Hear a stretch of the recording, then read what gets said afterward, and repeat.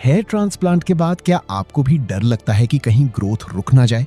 क्या आप भी पीआरपी सेशंस को लेकर कंफ्यूज्ड फील करते हैं? कुछ ऐसे ही डाउट्स लेकर आए थे हमारे आज के पेशेंट, जो ना सिर्फ टेंशन में थे बल्कि धीरे धीरे अपने बाल भी खो रहे थे। लेकिन जब उन्होंने एक्सपर्ट से क्लैरिटी और कॉन्फिडेंस पाया तो उन्होंने ना सिर्फ अपनी सर्जरी सक्सेसफुली करवाई बल्कि अब वो टाइमली पीआरपी सेशंस भी फॉलो कर रहे हैं। आज की इस वीडियो में हम जानेंगे उनका 3 मंथ्स का प्रोग्रेस एक्सपीरियंस, जहां वो शेयर करेंगे कि उनका ट्रस्ट कैसे बना। तो चलिए सुनते हैं उनकी कहानी उनके अपने शब्दों में।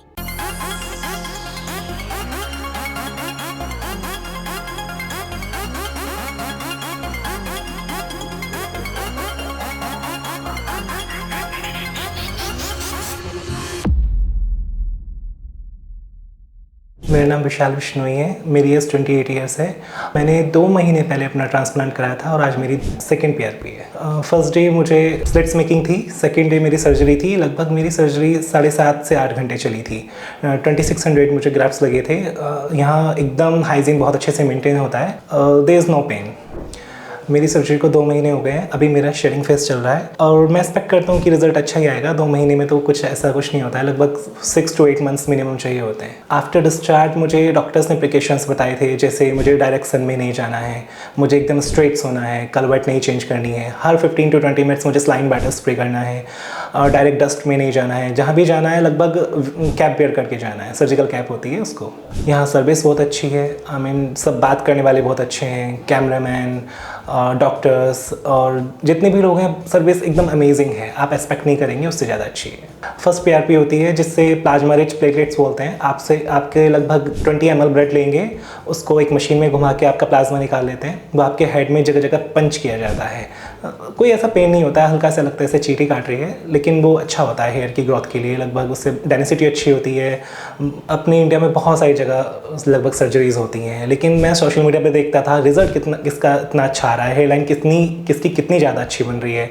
तो सारा कंक्लूजन यही निकला, मुझे क्यूएसटी काफ़ी अच्छा लगा। मैं सोशल मीडिया इंस्टाग्राम के थ्रू यहाँ पे आया था हरिद्वार। इसमें मेरे 2600 ग्राफ्ट्स लगे हैं, जिसमें 650 ग्राफ्ट्स एक बार में, 650 ग्राफ्ट्स एक बार में, आई मीन बेस बाई लिए गए हैं, एक साथ नहीं लिए गए हैं।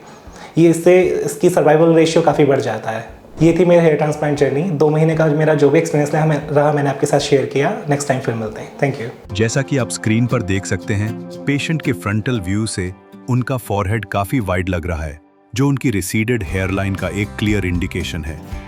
डाउनवर्ड एंगल से ऑब्जर्व करने पर यह भी दिख रहा है कि फ्रंटल जोन ऑलमोस्ट बॉल्ड हो चुका है। लेकिन एक पॉजिटिव एस्पेक्ट यह है कि पेशेंट के मिड स्कैल्प और क्राउन रीजन में हेल्दी हेयर फॉलिकल्स अभी भी प्रेजेंट हैं।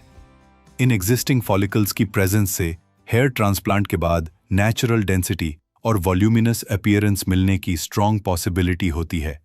और सबसे अच्छी बात, पेशेंट का डोनर जोन भी डेंसली पॉपुलेटेड है और स्टेबल कंडीशन में है, जो एक सक्सेसफुल हेयर ट्रांसप्लांट के लिए एक हाईली फेवरेबल साइन होता है।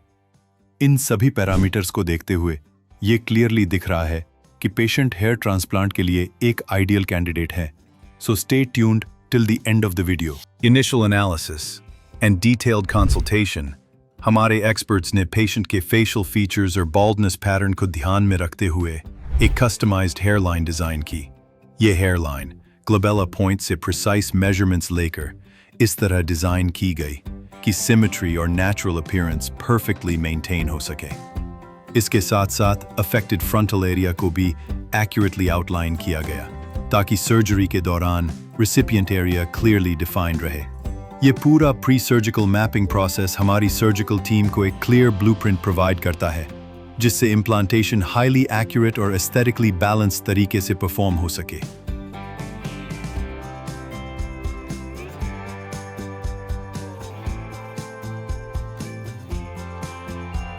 प्रिसाइज प्लानिंग के बाद सर्जिकल प्रोसीजर की शुरुआत हुई, जिसमें सबसे पहले पेशेंट के रिसिपिएंट एरिया में कस्टम डिजाइन्ड स्लिट्स क्रिएट किए गए, जिन्हें एंगल डायरेक्शन और डेंसिटी को ध्यान में रखकर केयरफुली प्रिपेयर किया गया, ताकि फाइनल रिजल्ट मैक्सिमम नेचुरलिटी और एस्थेटिक्स डिलीवर कर सके। हेयरलाइन जोन में सिंगल और थिन हेयर फॉलिकल्स का इम्प्लांटेशन किया गया, ताकि सॉफ्ट फेदर्ड लुक अचीव हो और पेशेंट को फ्रंट में नेचुरल डेंसिटी मिले।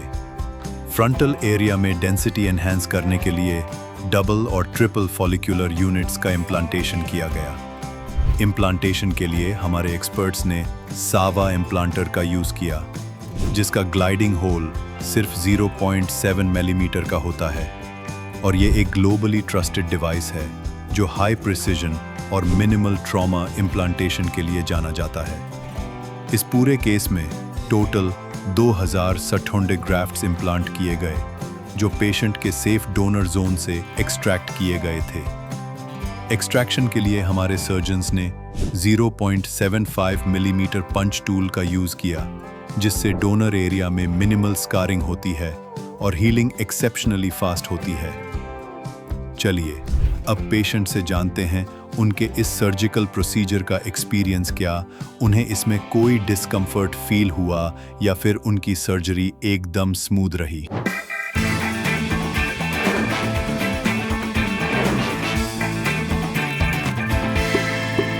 मेरा नाम विशाल बिश्नोई है। मेरी सर्जरी को लगभग 20 मिनट हो चुके हैं। लगभग ऑपरेशन थिएटर्स में 5 से 6 डॉक्टर्स थे जो कि बहुत ज़्यादा हेल्पफुल थे और पेनफुल कुछ भी नहीं होता है। इसमें कुछ पेनफुल नहीं है, देखने में पेनफुल लगता है लेकिन जब कराते तो कुछ पेनफुल नहीं होता है।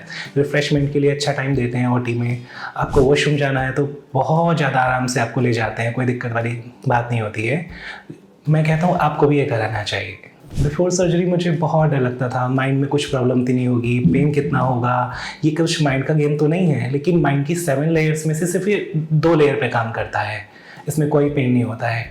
लगभग मुझे 2600 ग्राफ्ट्स लगे हैं जिनका result I think amazing he होना चाहिए और इसमें 5 से 6 घंटे मुझे लगे हैं टोटल ऑल ओवर मिला के। After surgery and before surgery दोनों टाइम प्रिकॉशंस दी जाती हैं। आपको सीधे सोना होता है, कलवट से नहीं सोना होता है।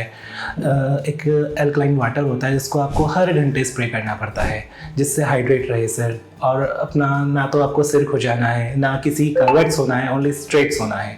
आपको हमेशा कैप पहननी है, डायरेक्ट सन में नहीं जाना है। हमेशा कैप भी लगभग 10 से 12 दिन पहननी है। रूम के अंदर अगर आप हैं तो आपको कैप पहनने की कोई ज़रूरत नहीं है। ये थी मेरी 2 दिन 3 दिन की ट्रांसप्लांट की जर्नी। आगे जो भी मेरा एक्सपीरियंस होंगे मैं आपको शेयर करता रहूँगा। नेक्स्ट मंथ जब मैं PRP पर आऊँगा उसके जो रिजल्ट होंगे मैं आपको ज़रूर शेयर करूँगा। तब तक आप जुड़े रहिए मेरी वीडियो से। Thank you. QST।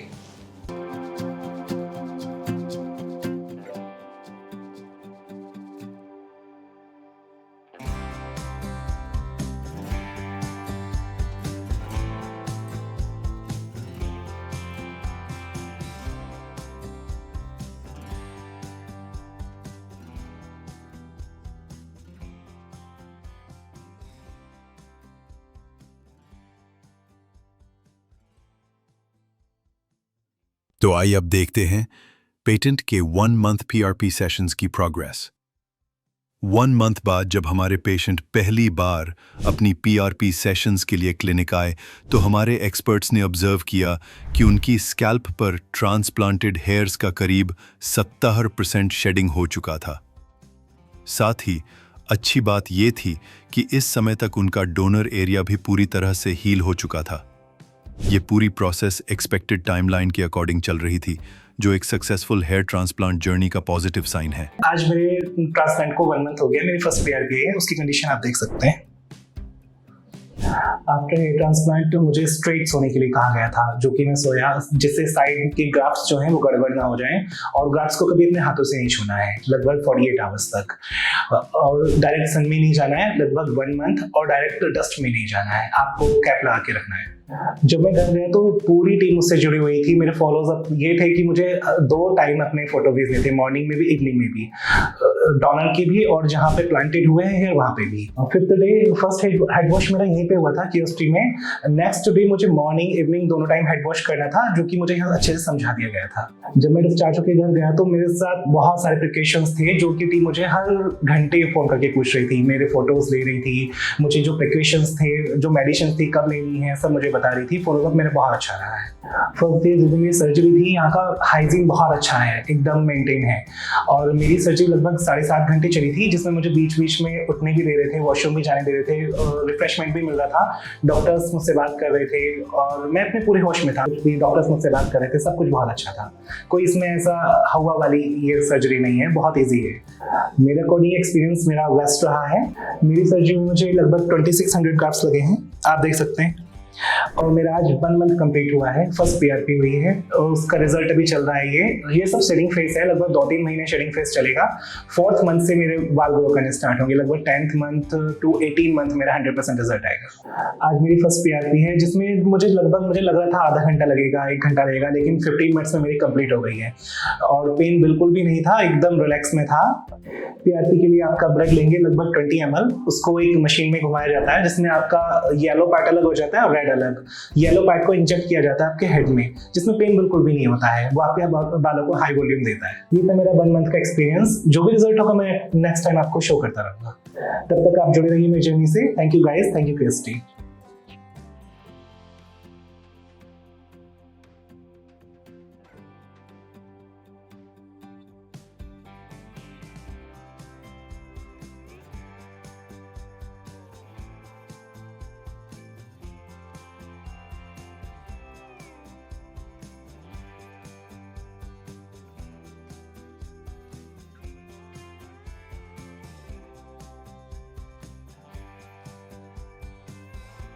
For months, me patient के transplanted area, this almost follicles shed हो चुके हैं। जब hair transplant के बाद follicles झड़ते हैं, तो उस phase को shedding phase कहते हैं, जो hair transplant के 2 से 3 months तक चलता है। इस विजिट पर पेशेंट ने अपनी फर्स्ट PRP थेरेपी भी ली है, जो follicles को स्टिमुलेट करती है और स्कैल्प को essential nutrients प्रोवाइड करती है, जिससे रिकवरी स्मूथली होती है। इस पीरियड में पेशेंट का डोनर एरिया भी हील हो चुका है और वहां नेटिव फॉलिकल्स अच्छे से ग्रो कर रहे हैं।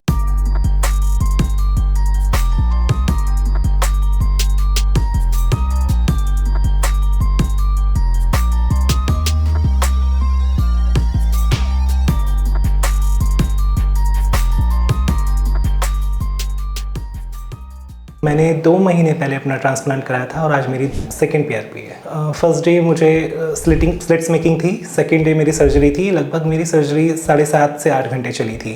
2600 मुझे ग्राफ्ट्स लगे थे। यहाँ एकदम हाइजीन बहुत अच्छे से मेंटेन होता है। There is no pen.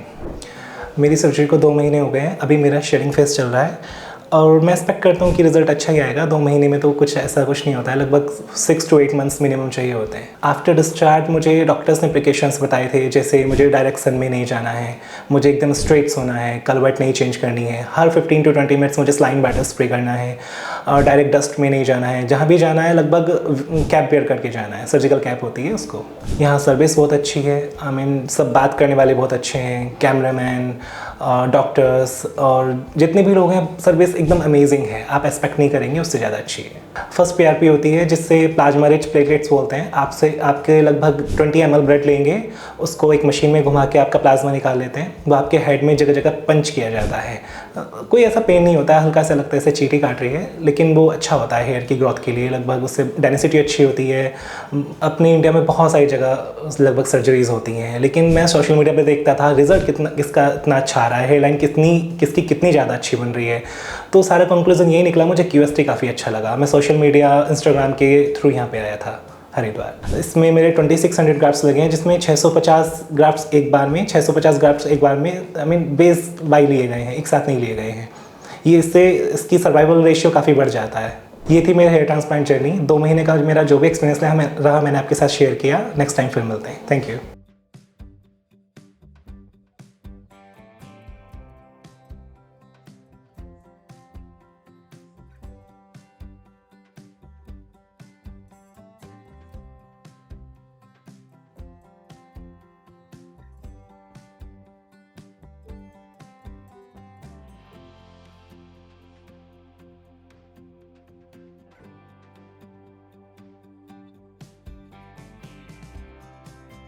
इसके बाद पेशेंट ने 3 मंथ्स के बाद क्लिनिक विजिट किया था।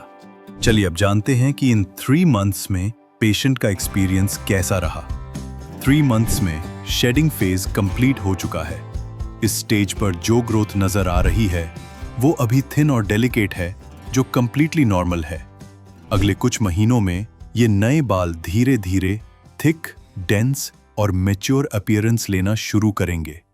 ओवरऑल स्कैल्प पर नोटिसेबल इंप्रूवमेंट दिखने लगेगा, जैसे जैसे बाल नेचुरली ग्रो और सेटल होते रहेंगे। यह स्टेज एक टर्निंग पॉइंट है जहां से पेशेंट को विजिबल कॉन्फिडेंस बूस्ट मिलना शुरू होता है। इस स्टेज पर हेयर लाइन का कॉन्टूर विजिबली डिफाइन हो रहा है और अर्ली डेंसिटी भी डेवलप होने लगी है, जो अपकमिंग मंथ्स में और ज्यादा इन्हांस होगी। इन 3 मंथ्स में न सिर्फ पेशेंट के लुक्स में बदलाव आया है, बल्कि उनके कॉन्फिडेंस में भी नोटिसेबल बूस्ट देखने को मिला है।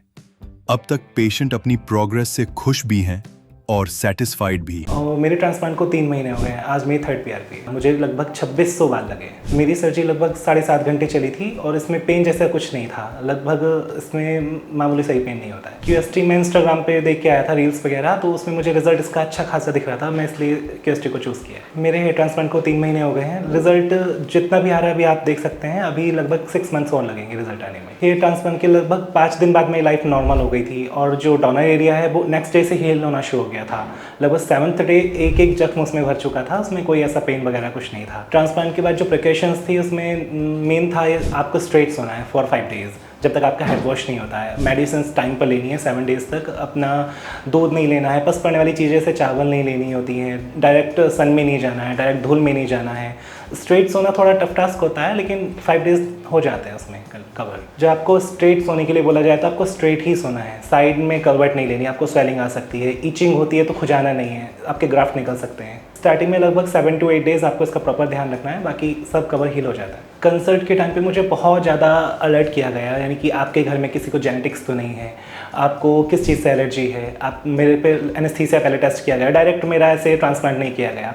इसलिए मैंने QST को चूज़ किया था, क्योंकि यहाँ पे डॉक्टर हाँ में हाँ नहीं मिलाते हैं। बहुत सारी जगह डॉक्टर हाँ में हाँ मिलाते हैं। ऐसी जगह कभी ट्रांसप्लांट नहीं कराना चाहिए, आपको बच के रहना चाहिए ऐसी जगह से। इंडिया में बहुत सारे क्लिनिक हैं, आप अपने से अच्छे से रिसर्च करके गूगल पे हेयर ट्रांसप्लांट कराइए। आप सब कुछ देख के, डॉक्टर से प्रिकॉशंस लेकर, डॉक्टर से अपना पूरा सलाह लेकर कि आपका क्या बैकग्राउंड रहा है फैमिली का, आपके क्या जेनेटिक्स हैं, उसके अकॉर्डिंग आप अपना ट्रांसप्लांट कराइए। जब डॉक्टर जहाँ अपने आपकी हाँ में हाँ मिलाते हैं, जैसे कि हाँ हम ये भी कर देंगे, सस्ता पैकेज कर देंगे, इतने सस्ते में आपका ट्रांसप्लांट कर देंगे, इसमें PRP भी दे देंगे, ऐसे क्लिनिक से आप बच के रहिए। हो सकता है वो जगह आपको सस्ता पड़ जाए, लेकिन लाइफ मैटर्स, एक ही बार मिलती है, थोड़ा अच्छी जगह आप कराएं। This is my 3rd PRP session. और PRP से मुझे इतना फ़ायदा हुआ है हेयर रिग्रोथ में, और हेयर एकदम न्यू फॉलिकल्स आ रहे हैं। PRP का मेरा 3rd सेशन है और इसमें पेन वगैरह ऐसा कुछ खास नहीं होता है, ऐसा लगता है बस चींटी काट रही है, और इसका रिजल्ट अच्छा आता है। PRP के बाद लगभग मेरा शेडिंग फेस लगभग 1.5 से 2 मंथ चला। अब मेरा रिग्रोथ हो रहे हैं और बिफोर एंड आफ्टर आप मेरी कंडीशन देख सकते हैं। अब मेरी 3rd PRP है तो शेडिंग फेस भी थोड़ा कम हो रहा है, पहले से रिग्रोथ हो रही है। 4th PRP मैं आपको दिखाऊंगा, रिग्रोथ अच्छी खासी हो जाएगी तब तक, उम्मीद यही करता हूँ। अब मैं आपसे मिलूंगा 4th PRP सेशन में, आपका अपना रिजल्ट दिखाऊंगा। आप जुड़े रहिए QST से। Thank you QST।